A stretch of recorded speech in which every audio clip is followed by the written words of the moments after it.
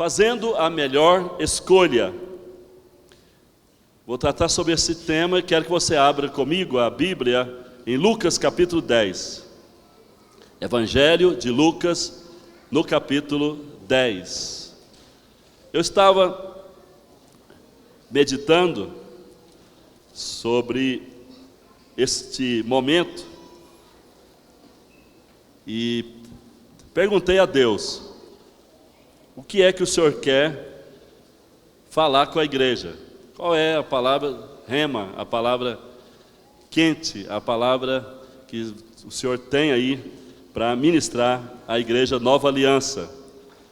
E aí me levou a Lucas capítulo 10, 38 a 42. Lucas 10, 38 a 42. Eu vou ler aqui na minha Bíblia, você acompanha na sua. Indo eles de caminho, entrou Jesus num povoado, e certa mulher chamada Marta hospedou-o na sua casa. Tinha ela uma irmã chamada Maria, e esta quedava-se assentada aos pés do Senhor, a ouvir-lhe os ensinamentos. Marta agitava-se de um lado para o outro, ocupada em muitos serviços. Então se aproximou de Jesus e disse: Senhor, não te importas de que minha irmã tenha deixado que eu fique aqui a servir sozinha? Ordena-lhe, pois, que venha ajudar-me. Respondeu-lhe o Senhor: Marta, Marta, andas inquieta e te preocupas com muitas coisas. Entretanto, pouco é necessário, ou mesmo uma só coisa. Maria, pois, escolheu a boa parte, e esta não lhe será tirada. Até aqui.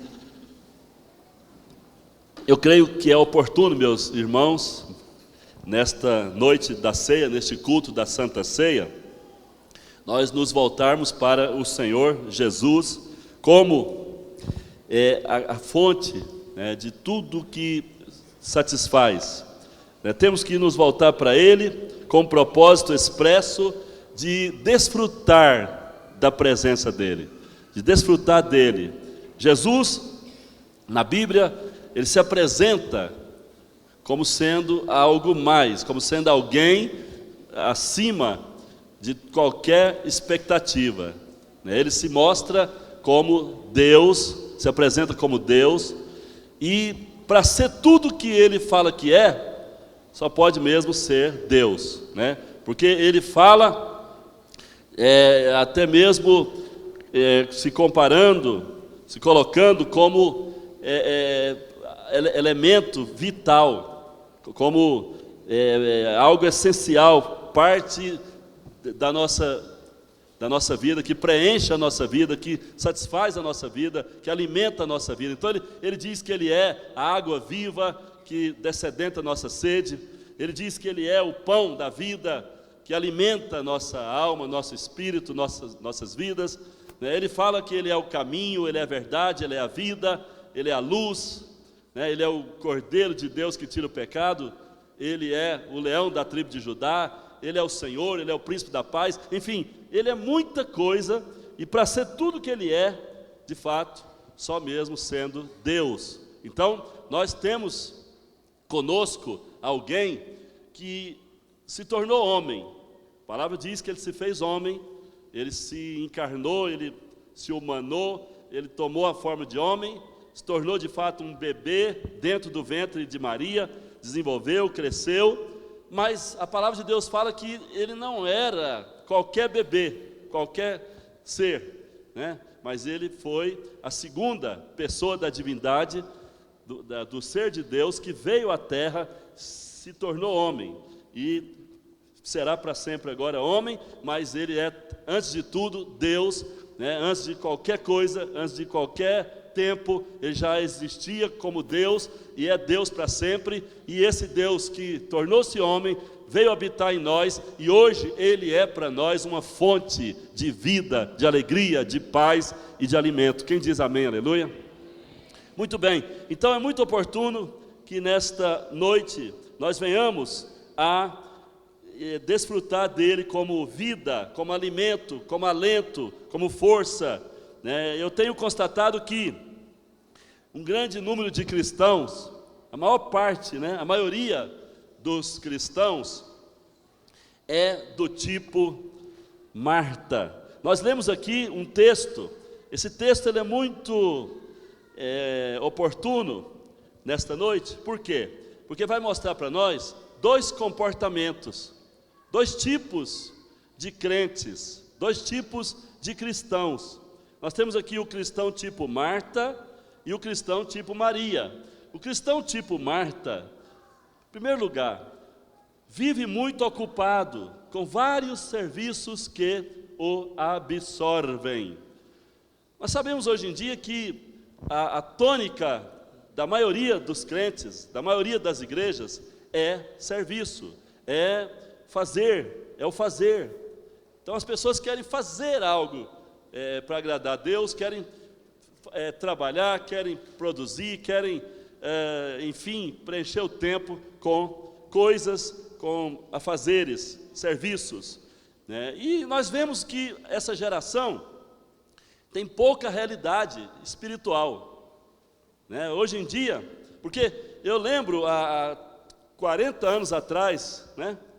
Já tem 4 décadas que eu converti, tem 40 anos. Então 40 anos atrás, aquela geração lá da década de 70, 1970, era uma geração mais voltada, né, para conhecer a Deus, para desfrutar das coisas espirituais. Aquela geração queria poder, queria sugar coisas de Deus, queria conhecer a profundidade de Deus, receber o batismo com o Espírito Santo e os dons espirituais, e transbordar, e ministrar, e expulsar demônio, e operar no Espírito, e desfrutar tudo que Cristo podia dar, né? Podia oferecer.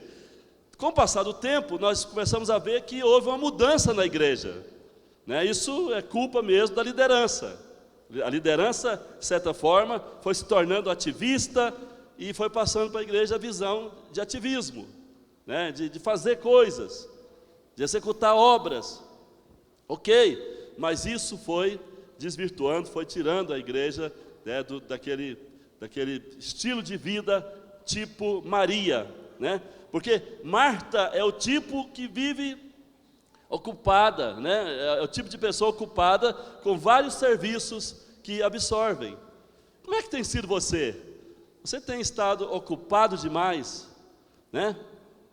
Tem até um folheto antigo, né, evangelístico, que ele mostra lá pessoas ocupadas demais, ocupado demais para servir a Deus, ocupado demais para adorar, ocupado demais para pensar em Deus. Então, tem muita gente ocupada demais, né? E um dia desses estava colocando lá na internet, colocando lá no Facebook uma mensagem, né, que me chamou a atenção, e diz assim: se você está ocupado demais para orar, isso significa que você está fazendo muita coisa que Deus não mandou você fazer.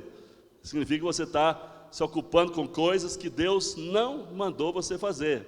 Deus não quer que você fique ocupado demais a ponto de não poder orar, não poder estudar a Bíblia, não poder meditar, não poder cantar, expressar seu amor a Deus, ter momentos de oração, né? Ter momentos a sós com Deus. Irmãos, uma coisa que eu aprendi desde o início da minha carreira, desde o início da minha caminhada com Deus, é ficar com Deus, a sós com Deus. Isso eu aprendi desde o início, né? Lá nos primórdios, né, quando estava dando os primeiros passos na fé, as pessoas me falavam: você tem que ter tempo com Deus. Naquele tempo se falava tempo devocional. Você tem que ter um tempo devocional com Deus, todo dia, lá no seu quarto, lá no lugar secreto. E eu, a princípio, tinha dificuldade, mas depois eu aprendi a ter um tempo com Deus. Então hoje eu não saio do meu lugar secreto, não saio do meu quarto sem esse tempo a sós com Deus. Às vezes eu uso esse tempo só para falar com Deus.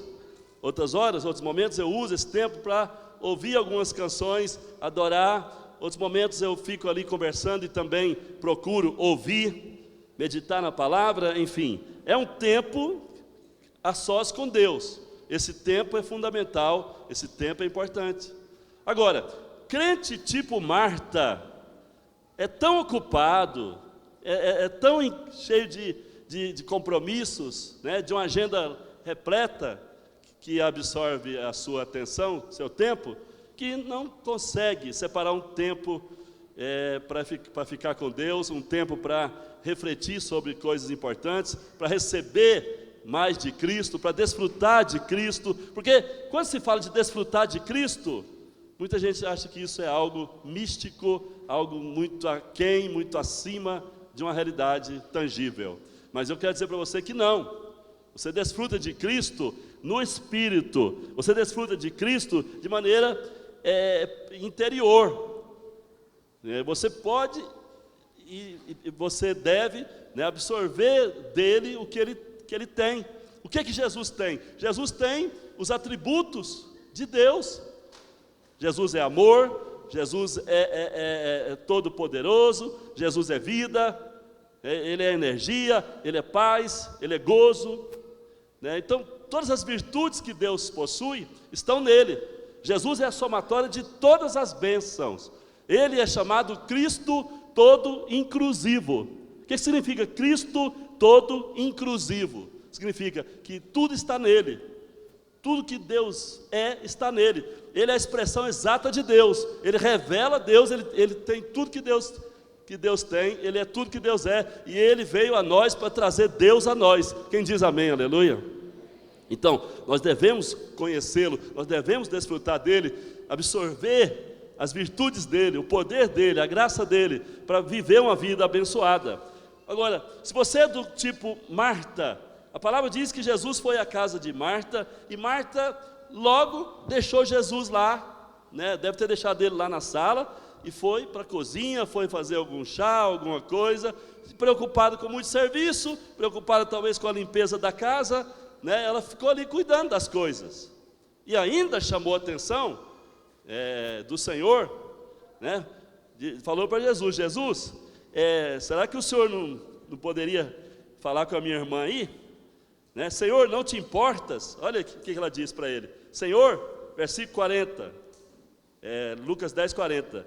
Marta agitava-se de um lado para o outro, ocupada com muitos serviços, e então se aproximou de Jesus e disse: Senhor, não te importas de que a minha irmã tenha deixado que eu fique servir sozinha? Quer dizer, imagina se a Maria vai também servir, vai lá também fazer algum serviço, Jesus ficaria lá. Imagina você numa casa, e duas mulheres lá trabalhando sem parar, e você ali na sala sozinho e tal, né? Meio estranho, né? Mas o conceito de Marta era esse, que ela tinha que estar ativa o tempo todo. Agora deixa eu falar uma coisa para você. Deus está interessado mais em você do que no seu serviço, no seu trabalho. Deus quer você, Deus quer desfrutar. O desfrute é mútuo, o desfrute é recíproco.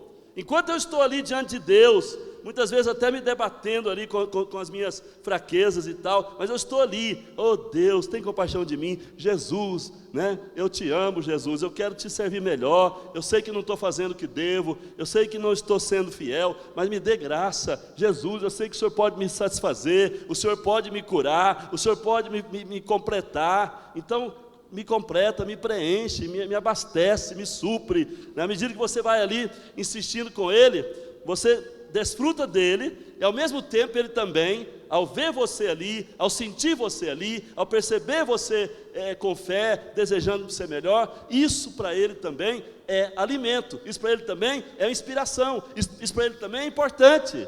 Então é um desfrute recíproco. Ele quer ver você, Ele quer sentir você também, e quando você faz isso,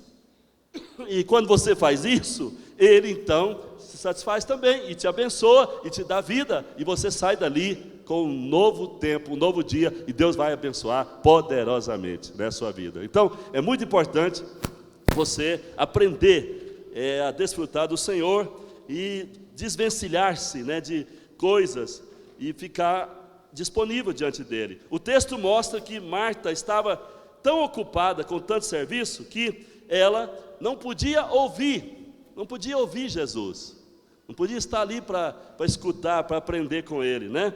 E isso foi algo negativo. A tendência de Marta ao excesso de atividade havia desequilibrado a vida dela.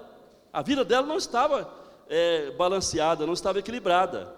Então perceba, meu irmão e minha irmã, se você não se dedica ao Senhor, se você não aproveita, né, um tempo útil, um tempo importante, um tempo de qualidade e até de quantidade para estar diante dele, você vai desequilibrar as coisas. Você vai perceber que não adianta sair correndo, não adianta querer ganhar o mundo, fazer as coisas com a força do braço, porque se não depender de Deus, na força do braço, as coisas não vão dar certo, né? Então você tem que depender do Senhor. Agora eu pergunto, você tem prescindido do seu tempo a sós com o Senhor, devido à sua correria, à sua agitação, grande carga de trabalho, compromissos diários, ativismos, estudos? Como é que tem sido você? Eu lembro que certa feita eu estava estudava na Escola Técnica Federal, e era um tempo que eu não tinha realmente tempo disponível. Levantava muito cedo, saía para a escola, e ali passava um tempo considerável, ali até 13h, chegava em casa 2h30, depois tinha outras coisas, atividades para fazer, enfim, foi um tempo difícil. E aí, naquele tempo, eu aproveitava até o tempo de banheiro, até o tempo no banheiro, para poder ficar com Deus, para orar, para meditar, enfim, procurava aproveitar cada tempo útil, cada tempo vago ali, para poder desfrutar do Senhor, né? Lendo, estudando, cantando, orando. Então isso é muito importante, sabe? Outra coisa, crente tipo Marta vive distraído a ponto de, sabe, arrastar-se andando em círculos. Então vive distraído a ponto de arrastar-se dando voltas. Ou seja, as coisas não saem do lugar, as coisas não contribuem, as coisas não avançam, não concorrem. Por que não concorrem? Porque, gente, olha para cá, quando nós passamos um tempo com Deus, quando nós aprendemos a desfrutar do Senhor, não só em tempo livre, não só em tempo de oração, mas em todo momento, porque até no trânsito você pode parar um pouquinho e, sabe, interiorizar algo de Jesus. Você pode chamá-lo, você pode invocá-lo, você pode estar numa situação embaraçosa, difícil, você fala: Senhor, qual é a solução? Senhor, o que eu faço?